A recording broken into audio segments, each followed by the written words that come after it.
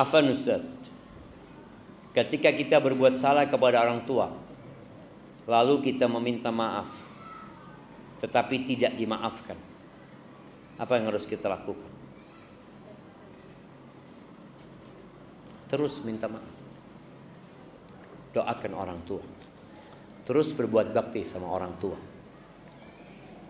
Orang tua itu sebenarnya sayang sama kita.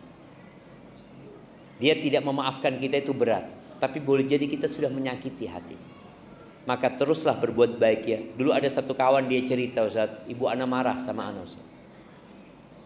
Kalau ana ke rumah ibu ana nggak dibukain pintu.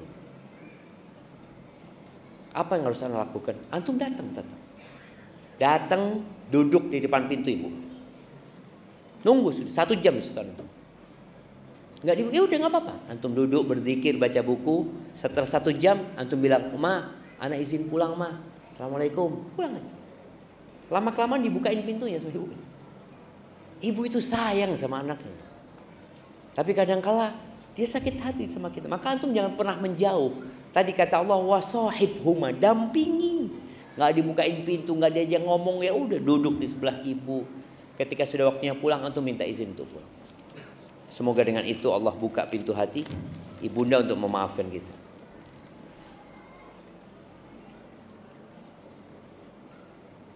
Bismillah. Afwan Ustaz, ibu ana meninggal di bulan Ramadan. Bapak ana masih mengadakan acara ritual kematian. Apa yang wajib ana lakukan, Ustaz? Ya, kita berbakti sama orang tua kita. Di antara bentuk kebaktian kita kepada orang tua yang sudah meninggal dunia itu adalah bersedekah buat orang tua kita. Jadi tatkala kita memang tidak mengadakan acara seperti itu, ya udah kita sebagai seorang yang mencintai ibunda kita. Karena orang berpikir kalau kita tidak mengadakan acara 3 hari, 7 hari, 40 hari, dianggap kita nggak berbakti sama orang tua. Maka tunjukkan kebaktian yang diajarkan Nabi alaihi salatu wassalam. Antum sedekah punya harta, belikan karpet buat masjid, buat ibundanya. Sampai ada sebagian salafus saleh itu yang selalu bersedekah buat orang tuanya. Berbuat baik kepada orang-orang yang cintai orang tuanya. Antum datang kepada orang-orang yang cintai ibu antum. Antum punya rezeki, kasih mereka, berbagi dengan mereka. Karena kita perlu tahu bahwasanya kalau orang tua meninggal dunia, bukan berarti kita berhenti berbakti sama orang tua. Tapi di masyarakat kadang-kadang berpikir, ya kita kalau nggak mengadakan acara ritual itu kita nggak berbakti. Enggak. Maka teruslah berbakti sama orang tua kita. Setelah meninggalnya, dengan bersedekah buat orang tua kita. Mungkin yang orang tuanya belum haji, dia bisa menghajikan orang tuanya, ya. Dia mengumrohkan orang tuanya. Jadi tetap ada kebaktian sama orang tua setelah meninggalnya orang tua kita. Kemudian tatkala kita diminta uang sama orang tua kita, sama ayah kita, kita berikan buat ayah kita uang itu. Kita berikan kepada orang tua kita, kepada ayah kita, semoga dengan uang itu bisa digunakan untuk hal-hal yang diperintahkan oleh Allah dan Rasul-Nya. Bagaimana jika kita memberi kepada orang tua untuk membelikan rumah dengan cara berhutang, mengingat orang tua belum punya rumah? Boleh kita berhutang untuk membelikan rumah buat orang tua kita, tapi utangnya tidak riba. Yang pertama. Yang kedua, dan antum punya kemampuan untuk melunasi. Karena jangan sampai kita berbakti sama orang tua tapi kita berdosa sama Allah Subhanahu wa taala. Ana ingat dulu di Jember itu ada seorang anak yang berbakti sekali sama orang tuanya. Dia nggak bangun rumah sampai dia bangunkan rumah buat orang tuanya. Dia ngontrak. Dia punya rezeki, dia bangunkan orang tuanya. Masya Allah. Allah buka pintu rezekinya dia. Maka tadi ketika orang tua belum punya rumah dan antum ingin berbagi, silahkan. Orang tua yang didulukan. Di sini para istri kadangkala mengeluh. Karena melihat suaminya, ibu lagi, bapak lagi. Jangan takut. Yang diberikan itu tidak akan hilang. Dan Allah akan kasih ganti yang lebih baik. Barakallahu fikum.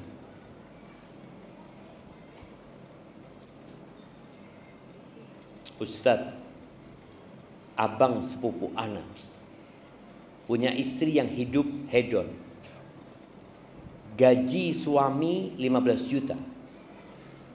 Tapi istri minta anak sekolah uang masuk 20 juta lebih. Akhirnya makan sulit. Suami jadi suka marah.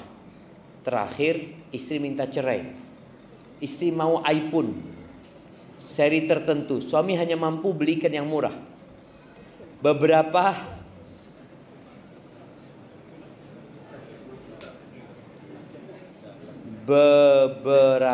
hari iPhone dibalikan karena orang tuanya membelikan iPhone seri pilihannya. Suami sakit hati. Sebaiknya bagaimana Ustaz? Sisi suami. Yang pertama, hendaklah suami ini banyak-banyak istighfar. Mohon ampun sama Allah Subhanahu wa taala. Sebelum kita menyalahkan orang lain, hendaklah kita menyalahkan diri kita sendiri. Karena kita ini pelaku dosa. Boleh jadi suami ini memang salah pilih istri dari awal. Nabi SAW sudah memberikan arahan, perempuan itu dinikahin karena kaya, cantik, bangsawan, dan karena agamanya. Kalau engkau ingin hidup bahagia, pilihlah yang agamanya baik. Boleh jadi ini abang sepupumu ini melupakan agama. Dia lihat cantiknya, dia lihat kayanya. Akhirnya seperti ini jadinya. Maka nasihat pertama, hendaklah dia bertobat, beristighfar, mohon ampun kepada Allah Azza. Yang kedua, suami itu pemimpin. Maka dia wajib mendidik istrinya. Jangan cuma diajak ke mall istrinya. Ajak ke rumah Allah. Jamaah rahimakumullah. Tugas terbesar suami itu menyelamatkan istrinya dari api neraka. Kalau makan, dia bisa makan sebelum nikah. Udah ada rezekinya dia. Bahkan tadi dia mau iPhone, orang tuanya bisa belikan iPhone. Maka udah bismillah. Antum ajak istri antum untuk datang kajian, mendengarkan ilmu ya. Sekali-kali lah, sebulan sekali atau 2 pekan sekali. Semoga dengan seperti itu dia jadi ngerti tentang hakikat kehidupan ini. Ajak istrinya jalan-jalan ke kuburan supaya ingat mati. Ajak istri, wanita, bukan istri aja ya, semua ya. Kita yang tertipu dengan dunia ini sering-sering datang ke kuburan untuk ziarah kubur, mengingat kematian. Sering-sering datang ke tempat bencana, lihat orang yang di bawah kita, sehingga kita jadi bersyukur kepada Allah Azza wa Jalla. Anak kalau dapat potongan video saudara-saudara kita di Gaza, jadi kita ngelihat dunia ini nggak ada artinya, jangan. Mereka dibom, sekali dibom 15 orang mati, rumah hancur, nanti nggak ada harganya dunia ini. Iya memang. Dunia ini subhanallah tidak sebanding dengan satu sayap nyamuk di sisi Allah. Maka jangan terlalu sibuk dengan dunia. Maka tolong tadi bagaimana dia mendidik istrinya. Kemudian tadi tidak semua yang diinginkan istri harus dipenuhi. Kalau kemudian sang istri dibelikan sama orang tuanya, ya udah nggak usah sakit hati. Ya alhamdulillah engkau dikasih sama bapak. Nggak perlu kita sakit hati kalau dia dikasih hadiah sama orang tuanya. Karena nggak apa-apa dia nerima hadiah dari orang tuanya, nggak salah gitu. Cuma tinggal antum menata hati. Antum minta maaf, anak nggak bisa belikan iPhone yang engkau sukai gitu ya. Anak cuma bisa beli ini. Karena juga antum nggak wajib memenuhi semua kemauan dia. Barakallahu fikum. Barakallahu fikum. Baik, ini ada berapa pertanyaan lagi? Bagaimana sikap dari seorang anak yang merasa tidak didampingi oleh ibunya? Dikarenakan ibunya harus bekerja keras untuk mencari penghidupan anak. Karena bapak anak ini sudah meninggal dunia. Di sini antum harus lebih berbakti sama ibu. Artinya antum merasa tidak didampingi sama ibu, ya ibumu kerja buat engkau gitu. Jangan pernah membandingkan dirimu dengan orang lain. Jangan bandingkan ibundamu dengan ibunda orang lain. Jangan. Karena engkau nanti akan benci sama ibumu. Enak ibunya fulan selalu mendampingi anaknya, engkau tidak didampingi. Ya udah, engkau lihat kepada kelebihan dan kebaikan ibundamu. Dengan cara itu engkau akan berbakti sama ibundamu.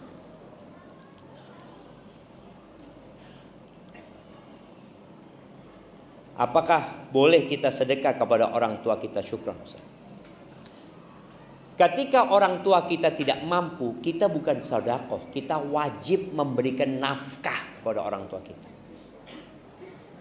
Ketika orang tua kita mampu, maka kita kasih hadiah.